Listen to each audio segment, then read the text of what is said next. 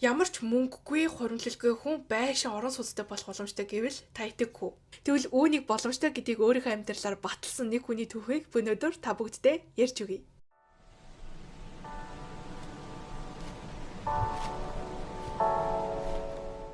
Бичлэг эхлэхээс өмнө та бүгдээсээ бичлэгээ удаан оруулаагүй дуушлт хүсье. Би сүүлийн 2 сар үнэхээр хачаалтай байлаа. Оюутан болохоор улирлын эзэн шалгалтууд, бие даалтууд ихтэй байгаа. Тэгээ уг нь дотроо бол бичлэгүүдээ хийх үнэхээр хүсэж байдаг. Даанч ямжихгүй. Тэгээ би Монгол Франц мэдээгээд Facebook пэйж дээр 7 хоногийн тайм мэдээнүүд ингээд орчуулад бичлэгээр оруулдаг байхгүй юу? 7 хоногор. Тэгээ тэр пэйж дээр идэвхтэй байх гээд бас дээрэс нь өнгөрсөн 2 дугаар сард Франц хэлнийхаа шинэ хөтөлбөрийг зарлаа. Тэгээд студид аваад ерөн зөндөөл юмгээ завгүй байлаа. Тэгээ та бүгд маань намайгаа ойлгоно гэж найдаж байна. Бас пауз авсан хугацаанд маань санаа тавьж мессеж хийсэн та бүгдээ маш их баярлсан шүү. За тэгээд хэдүүлээ одоо гол бичлэг рүүгээ орцгоё. За миний ярих гэж буй түүхийн үйл явдал 2005 онд Канадын Монтреал хотод өрнөж байгаа. 27 настай Кайл Макдоналд гээд нэртэй залуу найз охинтойгоо нэг байр түрээс чамд амьдардаг. Гэхдээ Кайл өөрөө ажилгүй, дасан даатгалсан мөнгөгүй, төрийн сэргэлээнийхэн зарлуудыг төлж чадахгүй, ер нь л санхүүгийн хувьд асуудалтай байсан. Тэгээ энээсээ болж найз охинтойгоо ойр ойрхон маргадаг. Тэгээ нэг өдөр Кайл найз охинтой за би чамд амлаж гин. 1 жилийн дараа ихэд би чамд хамтдаа амьдрах сайхан байшин авч өгнө заа юу гэж хэлсэн. Гэхдээ энэ амлалтаа өгтөө өөрөө ч тэрэндээ яг яаж хүрэхээ мэдэхгүй зүгээр л амласан. Тэг мэдээж мөнгөтэй болъё гэвэл хүн чинь ажил хийн штэ. Тэгээ Кайл ажил эхлэгээд ажлын анкет өргөдөл CV-нүүд бэлдээд ширэгээр дүүрэн цаас гаргаад тавьсан. Тэгээд тэр цааснуудыг хооронд нь үдсэн байсан нэг улаан өнгийн цаасны авчирыг хараад би нэрээ жоохон бахта найзуудаагаа bigger and better гэж тоглоом тоглодог байсан штэ. Тэрийг ашиглаад байшинтай болдог бол яах вэ? Нэрээ яагаад болохгүй гэж бодоод тэр тоглоомыг амьдрал дээрээ хэрэгжүүлэхэр болсон. Тэгээ энэ нь яадаг тоглоом бэ гэхээр одоо энэ тоглоомыг 2 хүн тоглоо гэж бодоход нэг ижилхэн эзүүлсийг 2 тоглогч барьж яваад хүмүүстэй солилцоор агаад эцэст нь хамгийн үнэтэй эсвэл үнд хүрэхээр зүйлтэй болсон тоглогч нь хожд юм байна. Тэгээ Кайл бол энэ цаасны авчаараа хүмүүстэй солилцоор агаад одоо бас бартардна гэж хэлдэг штэ. Тэгж явсаар агаад байшин тоглоё гэж мөрөөдөд байгаа байхгүй юу? Энэ цаасны авчаараа нэг хүнтэй өөр эзүүлсээр солиод тэр олж авсан эзүүлсээ дараагийн хүнтэй солиод тэг явсаар агаад хамгийн сүүлд нь байшинтай болох. За тэгээд Kyle Craigslist гээд монголоор үнэгүй цэгийн шиг сайт дээр өөрийнхөө энэ төлөвлөгөөг илэн талангүй бичээд байшинтай болох мөрөөдөлтэй залуу байгаамаа. Надтай энэ цаасны авчаараар солилцоо хийх хүн байна уу гэж бичсэн. Тэгсэн чинь Ronnie Karina гээд 2 охин Kyle-ийн зарыг харчаад ямар сонирхолтой юм бэ гээд Kyle-тай нэг дэлгүүрийн өмнө уулзах цаг товлоод загасны хэлбэртэй үзгээр тэр улаан цаасны авчаарыг сольж авсан. За тэгээд Kyle дараагийнхаа зарыг нөгөө сайт дээр оруулсан. Ийм кул үзгийг надтай солилцох хүн байна уу гэд. Төд хөдөлгөө Ани их эмэгтэй чиний үзгийг би энэ бариулаар солигээд ийм итгээд бариулаар солилцоо байсан. Тэгэл Кайл баг ихтгэл төрж эхэлж байгаа байхгүй юу? Хөөх би нэрээ ингэ солилцоор байгаа байшинтай болчих юм биш үү гээл. Дижсэн чинь Шон гээд нэг залуу Кайлын зарыг хараад би чамаа гэртээ урьж гинэ. Манай тамд бүрээр идэ. Тэгингээ энэ бариулын оронд чамд хөцүүлээ харуулъя гэд ирүүлсэн. Тэгээд ийм Ани 100 газан билетгээр Кайл бариулаас өсөн. Тэн бариулын Шон юунд ашигласан бэ гэвэл өөрийнх нь кофе чанагчны бариул урцсан байсан билээ. Тэгээд энэ бариулаар нөхөж ийсэн. За тэгээд энэ газан билетийнхээ зургийг Кайл аваад зараа оруулсан чинь Дэвид гээд нэг цэргийн хүн холбогдоод хөөх яг миний хайгаад байсан газан билетийг байна штэ. Би оронд нь чамд өөрт илүү байгаа энэ цахилгаан үсгэрийг өгьгээд өгсөн. Тэсэн чинь хүмүүс энэ цахилгаан үсгэрийг нь юусоо сонирхгүй Кайл 2-3-7 хоног одоо өөр зүйлээр солилцоо хийж чадахгүй цаг алдсан. Одоо хөдөө гадаа явахгүй эсвэл тог тасрах асуудал гарахгүй л нэг хүнд хэрэг болохгүй байгаа байхгүй юу энэ цахилгаан үсгэр. Тэгээд яг найдвар тасрахжсэн чинь Мартин гээд нэг хөвгүү Нью-Йоркоос холбогдоод манай тийм Budweiser пивний хоосонд орох байгаа. Дээрээс нэм хастаг гэрэлтэй. Хаа явсан газараа шууд парти хийж болно. Би шинээр доторх пивийн дүүргээд өгье болж гинөө гэд санал тавиад 8-гаа хийсэн. Кайл шууд зургийг оруулаад хин нэгэн баяр зохион байгуулах юм швиц гэд бичсэн чинь Мишель Брэд гэд хүн шууд авъя гэд толбогцсон. Тэгээ тэр хүн Кебектэй телевиз радиогоор их гардаг алдартай олонний танил хүн болж таарсан. Тэгээ Кайл та надад оронд нь юу өгөх ингэ асуусан чинь хамгийн муу цасны моцикл өгье гэд гаражинд нь зай эслээд байсан моциклуудынхаа нэгээс өгсөн. Тэгээ Кайл за өвөл Канадад хүмүүс цасны моциклийг хүндэг юм чинь авах хүн хурдан гарч ирэх байх гэж яг бодод байж итэл цасны моциклуудын тухай бичдэг Snow Riders West гэж сэтгүүлийн газар холбогдоод энэ моциклын оронд 2 хүний аяллаа ирэх өгсөн. Энэ бүх хугацаанд ерөн солилцоонуудаа ихснээс хойш Кайл өөрийн нээсэн блог дээрээ бүх адал явдал болсон явдлуудаа бичээд хүмүүстэй хуваалцаад яваад исэн бэлээ. Тэгээ энийг нь унших дагах хүмүүс өдрөөс өдөрт нэмэгцээр байгаа сүлдээ одоо олон нийтийн анхаарлыг татаад бүр телевизээр хүртэл гардаг болсон.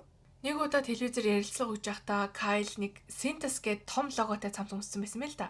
Тэсэн чинь энэ Синтес гээ газрын захирал нь телевизээр Кайлыг харчаад манай компани ажилчдын цамц юм шүү дээ. Манайд ажилтдаг хүн багтаа гэж сонирхолтой төрөөд Кайлтай холбогдсон чинь Кайл зүгээр Уэлигийн нөхрийн цамцыг өмсөөд яваад исэн бэлээ. Хоорондоо зүгээр нэг юм хошигнол болгож энэ цамцыг зураг даруулах болгонд өмсөн гэж ярилцсан байсан. Тэгсэн чинь тэр Синтесийн захирал би өөрөө чамтай солилцоо хий. Чи энэ аяллаа ирэхээ надад өгч. Оронд нь би чамд компанийнхаа нэг ачааны машиныг өгье гэд Кайл машинт олчихж байгаа. Энэ юу н хин хин л амар ашигтай нэ ба. Кайл бол анхны цаасны авчаараа бүр ундаг машин болгочлоо штэ.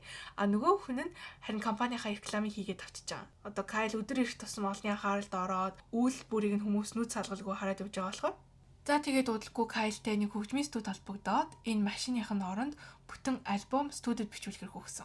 Тэр хөгжмийн студ машингүй болохоор хөгжмийн хэрэгслүүдээ ийш тийшээ ачиж авч явж чадахгүй байгаад машины хэрэгцээ гарсан байлээ л дээ. Тэгэл Кайл нөгөө альбом бичүүлэх эрхийн бичгээ барайл явж исэн чинь Жоди гээд нэг дуучин болох мөрөлдөлтэй эмэгтэй энэ эрхийнх нь оронд өөрийнхөө Аризонад байдаг 2 давхар байранд 1 жил түрээсгүй амьдрах эрх өгсөн. Кайл ингэж бодож байгаа байхгүй юу? Байшинтай болох мөрөөдөл рүүгээ дөхчл байна да. Бараг өөрөө найз охинтойгоо нүгэд орчдөг ч юм билүүгээд. Тэгж байгаа за энэ байр гэхдээ төр зуурих юм. Миний мөрөөдөл бол нэг мөсөл өөрийн гисэн байшинтай болох гээд. Тэгэд энэ эрхээ хүнтэй солилцохор болсон. Тэг бүр зар тавихаас өмнө хажуу байрны хөрш эмэгтэй Лесли Кайлд нэгэн санал тавьсан. Лесли ингэж хэлж байгаа. Би энэ байран чинь орч идэх үү? Надад хажуу байрлалгаа нүүж орвол ёстой амар байна. Машин түрээсэлч нүүж юмаа зөөхгүй. Дээрээс нь 1 жил түрээсгүй амьдрал ёстой сайхан штэ гэсэн чинь Кайл чи оронд нь юу санал болгох юм бэ гэж байгаа. Хариуд нь Лесли би чамд өөрийнхөө захиралтайгаа нэг өдрийн талыг хамтдаа өнгөрүүлэх хэрэг үгүй гэж хэлсэн.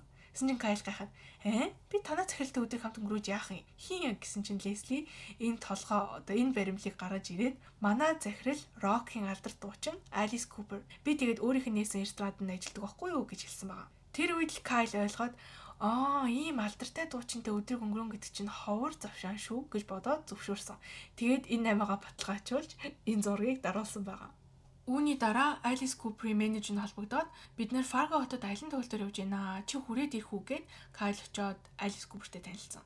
Тэгээд тэр хоёрын уулзалт айгүй гой болоод энэ дуучин нь Кайлыг концертын дундуур тайзан дээр гаргаад тэгээд өнөөдөр надтай өнгөрүүлсэн энэ өдрийг чинь би тооцохгүй. Харин чи надтай өнгөрүүлэх хагас өдрийн ирэхээр Rolling Stones юм уу Kiss хамтлагийнхантай уулзах ихээр харин битгийл солиорой доо гэд ам хүчийг нь авсан. Хэсэг хугацааны дараа Марк гэдэг нэг залуу Кайл руу залгаад зарын дагуу холбогдож байна. Би Kiss хамтлагтай холбоотой зүйл суулдаг хгүй юу? Тэгээд надтай Алис Купертэй уулзах ирэхээ солилцохгүй гэж асуусан чинь Кайл мэдээж юу байгааг нь асуусан. Тэгээд тэр Марк надад хан дээр наадаг постэр зураг, Kiss хамтлагийн бичгтэй гитар, цасан бөмбөлөг хүртэл гэсэн чинь Кайл цасан бөмбөлөг гэдэг үг сонсоод шууд зөвшөөрсөн. Тэн тухайга одоо Алис Купертэй өнгөрүүлэх хагас өдрийн ирэхээ Kiss хамтлагийн цасан бөмбөлгөөр одоо солисноо блог дээр бичсэн чинь хүмүүс гүч чи ямар тэнэг юм бэ? Ямар тэнэг шийдвэрээ бүр өмнөөс чинь харамсчлаа. Ийм үнэлж баршгүй супер одтой уулзах боломжийг ганц муу цасан бөмбөлгөөр солиодохтой яа дээ ингээд баахан шүмжилсэн. Тэгээ тэр цасан бөмбөлөнд зүгээрч нэг бөмбөлөг биш байсан юм байлээ. Бас хөөхөн асдаг, өнгөнгөөр анивчдаг бөмбөлөг. Гэхдээ Кайл дотроо хамгийн зөв зүйл хийсэн гэдгээ мэдчихсэн гэсэн. Яагаад гэвэл 2 сар орчмын өмнө нэг өөртөө холбогдсон гинэ. Намайг Corbin Burnson гэдэг. Би Холливуудын алдартай жүжигч юм. Тэгээ чамд солилцох сонирхолтой зүйл байвал би оронд нь кинон тоглох эрх өгч болно шүү гэд. Тэгээ Кайл энэхүү одоо надаар тоглоход заргасан юм бахтаа гэд интернетээс харсан чинь Википедиа дээр нэрнгээсээ Corbin Burnson гэдэг алдартай жүжигчин байдгийг мэдэж аваад тэгээд итгээд ярилцсан байгаа. Тэгээ ярилцаж байхдаа тэр жүжигчин Кайл цасан бөмбөлөг цуглуулах хоббитэй гэдгийг хэлжсэн мэлээ. Тийм учраас Кайл энэ Kiss хамтлагийн бөмбөлгийг Corbin Burnson авах гэж бодоод авсан байгаа. Тэрийг хүмүүс мэдэхгүй шүүгээд баахан загнаад. Яг төлөвлөж байснараа Кайл тэр жүжигчин рүү эргэж холбогдоод сайн уу дээр чи цасан бөмбөлөг цуглуулдаг гэдэг лөө гэд өөртөөгөө бөмбөлөгнийхөө зургийг дараад явуулсан чинь шууд зөвшөөрсөн. Надад наад бөмбөлөг чинь таалагдж байна биш надад бүр хэрэгтэй гэж яд авсан. Тэ харсан чинь энэ хүн дэлхийн хамгийн том цасан бөмбөлөгний цуглуулгатай хүн юм билээ.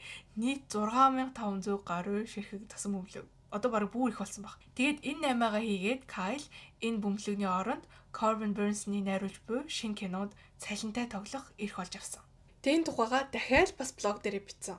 Би одоо цасан бөмбөлөгнийхөө оронд Холливуудын кино тоглох нэг эрхтэй болчихлоо гэд. Тэгсэн чинь хүмүүс за чамл гэж хэлгээд чи над кино тоглох эрхээ хүнтэй солиод хэрэггүй. Өөрөө над кинонд тоглоод алдартай жүжигчин болчихвол ганц байшин биш нилээд хэдэн байшаах мөнгөтэй болно штэ гэсэн байгаа. Тэг Кайл бодож байгаа. Нэрэж тийм юм уу гэснэ. Үгүй би анх төлөвснөөрөө яг энэ солилцоогоор л байшин аавна. Эхлүүлсэн зүйлээ үр дүнд нь хүргэнэ гэд үргэлжлүүлэхээр болоод кинон тоглох ирэхээ солилцохоор шийдснээ блог дээр бичсэн. Тэгсэн хэдэн хоногийн дараа Киплингэд хотын эдийн засаг хөгжил хариуцсан ажилтан Берт Рот гэдэг хүн холбогдоод би таны эхлүүлсэн энэ чаленжийг эхнээс нь дагаад уншаад явж байгаамаа. Манай хотын захиргааны эзэмшилд хэд хэдэн хаус байшин байдгаас нэгээр нь тантай солилцвол зөвшөөрөх үү гэсэн чинь Кайл зорилгодоо хүрэх боломж олж хараад шууд зөвшөөрсөн. Тэгээ бас энэ хүнтэй ярилцаад энэ кинон тоглох хүнийг сонгох сонгон шалгаруулалт пробыг шууд Киплинг хотод зохион байгуулъя гэд дээрэс нь олон нийтэд өөрж шинэ байрныхаа нарийг нийтгэр тэмдэглэе гэж тохиролцсон. 2-7 хоногийн дараа хотын зөвлөл нь хуралдаад энэ солилцоог зөвшөөрөөд Кайлд 100 м квадрат байшингийнхэн түлхүүрийг 2006 оны 7 сард гардуулж өгсөн. 14 удаагийн солилцооны эцэст Кайл үнэхээр л 1 жилийн өмнө найз өхөнд амлаж байсан шиг хамтдаа амьдрах өөрсдийн хаус байшинтай болж чадлаа. Тэгээд Кайлийн найз өхөн Доминик нэг сэтгүүлч хэлж байгаа байхгүй юу? Бид байшинтай олсныг мэдээд үнэхээр их баярлсан. Мөн Кайлигийн зорилгын төлөө яаж өөрийгөө 100% ажилтныг мэдж байгаа болохоор маш их бахархаж байна. Тэр энэ байшинг авахын тулд их мөнгө зарцуулаагүйч их эрч хүч зарцуулж сэтгэлээ бол шингээсэн гэж хэлсэн. Өнөөдрийн бичлэгтээ маань Invescorlism буюу Alice компани хамтран хэлж байгааг дуулахад таатай байна. Тэгээ би энэ компани явуулж байгаа үйл ажиллагааны тухай анх сонсчод вау, ийм үйлчлэгээтэй компани байт юм уу гайхчихсан. Тэгээ өмнө нь мэддэг байсан та жоохон харамсан. Тийм учраас би одоо та бүгдтэйгээ хуваалцъя. За энэ Alice лизингийн үйлчилгээ болохоор хэлийн чандаа сурч ажиллаж амьдарч буй монголчуудад зориулан автомашин, орон сууцны лизингийн үйлчилгээ санал болгодог.